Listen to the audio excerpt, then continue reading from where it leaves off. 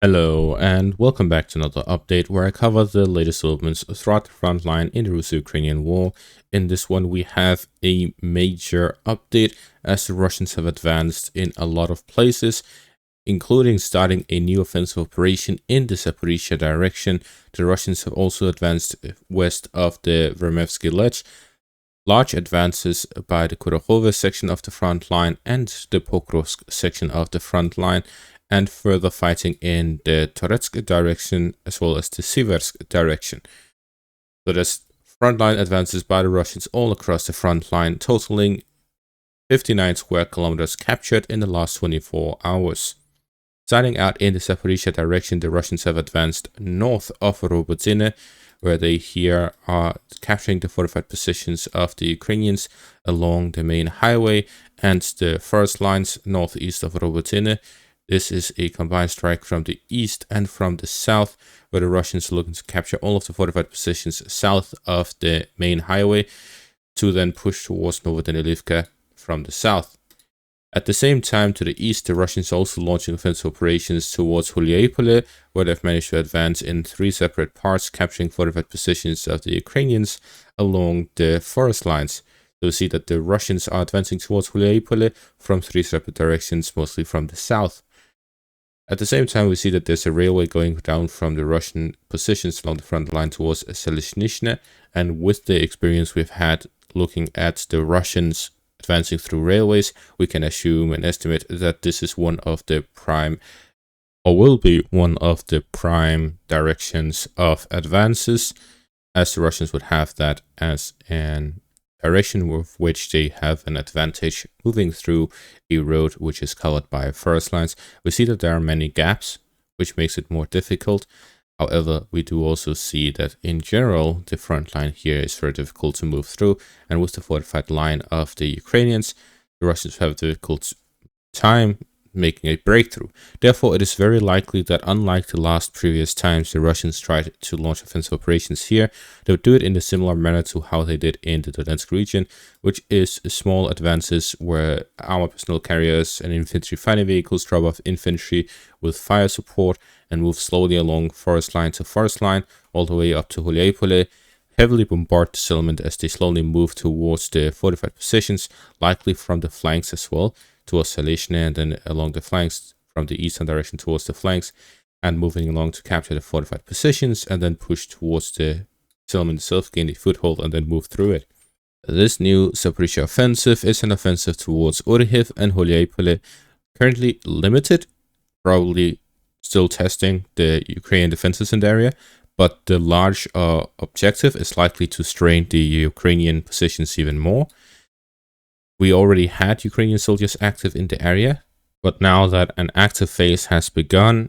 it is likely that the Ukrainians would be unable to rotate troops from Zaporizhzhia, or may even need to rotate troops to Zaporizhzhia, which would weaken other sections of the front line, especially areas such as the Kursk region or the Donetsk region, where the largest concentration of Ukrainian soldiers are present, maybe even the Kharkiv section of the front line. So in general, we see that the Ukrainians have had a manpower issue for quite a while now, and this will only worsen with a new offensive in the Zaporizhzhia region. This is generally the areas where the Ukrainians are concentrating a lot of forces. The Kherson direction is there's not a lot of soldiers there on either side, but it's enough to just have some there, mostly artillery units and recon units, to just keep the front stable, avoid any buildup, or to detect any buildup of forces for any crossing from either side. So in total, we see that the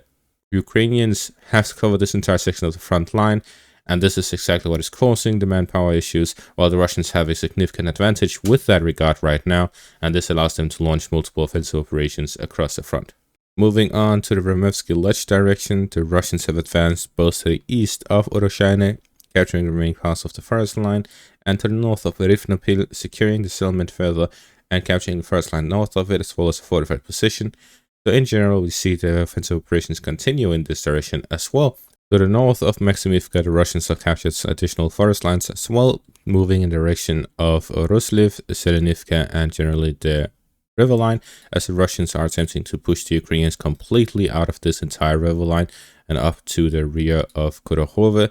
as the Russians also continue closing the pocket that has been created along the river line, pushing down south from Maximilianivka and west from Konstantinivka, with the Russians capturing the remaining parts of Antonivka, pushing the Ukrainians out to the fortified positions just northwest of the settlement, as we see with this geolocated footage.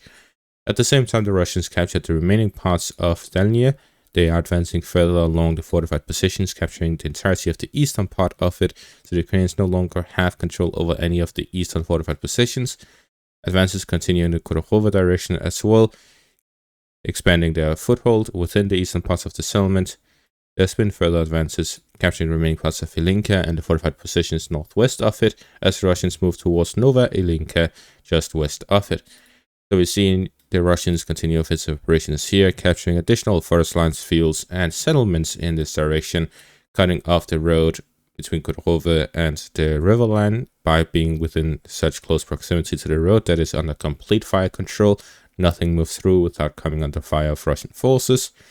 There's still some fortified positions northwest of Dalnya, which is being fought over for the Russians to then move along further the fortified positions south of Kurakhove to gain control over the remaining parts. The objective of the Russians may even to completely ignore the majority of Kurakhove, move along the fortified positions, gaining full control of it, and thereby cutting off supplies to and from Kurakhove, encircling the Ukrainian forces, or forcing a withdrawal ahead of that, under heavy fire from Russian forces. This means the Kurakhove direction is in a critical situation right now and may be lost fairly quickly if the Russian success continues at this rate.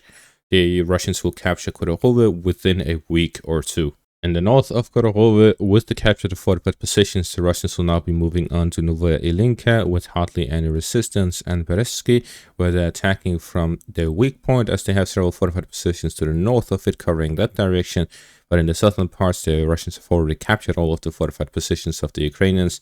This will force further withdrawals from this direction, as the Ukrainians will be forced to withdraw to Zaporizhzhia and then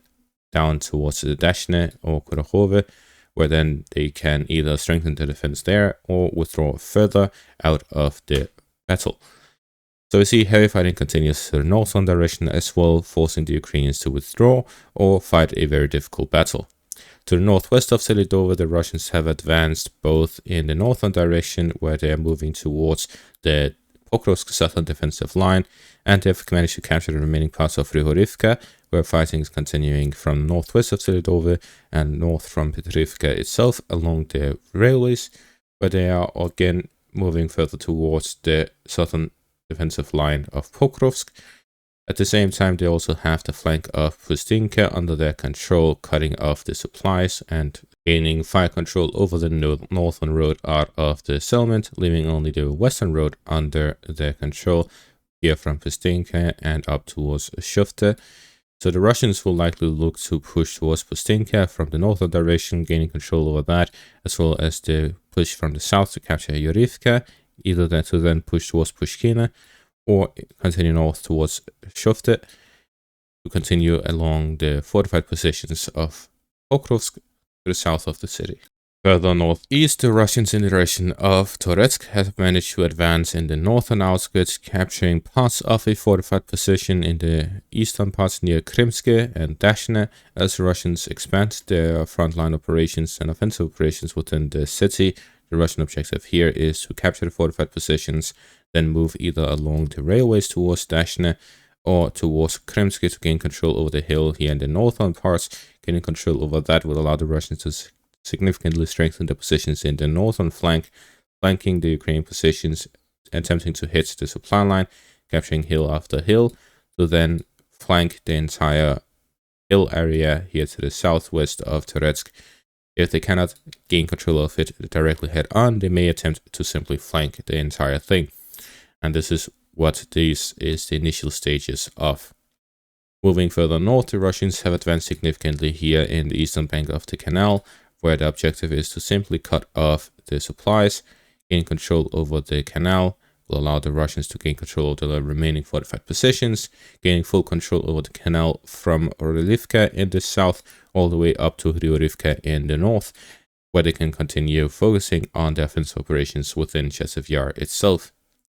Further north in the Siversk section of the front line, the Russians are now fighting in the direction of Fedorivka, crossing the river Yenia, Ivantsety, and Mykolaivka to push directly towards Fedorivka, where they've captured several fortified positions of the Ukrainians south of the settlement and across Roslivka. Finally, to the west of Svetova, the Russians have managed to capture parts of Kopenki, gaining a foothold within the settlement. Here from the northern direction, following the capture of Petrotravneve, this is the final settlement here in the northeastern outskirts of the Borova defensive line.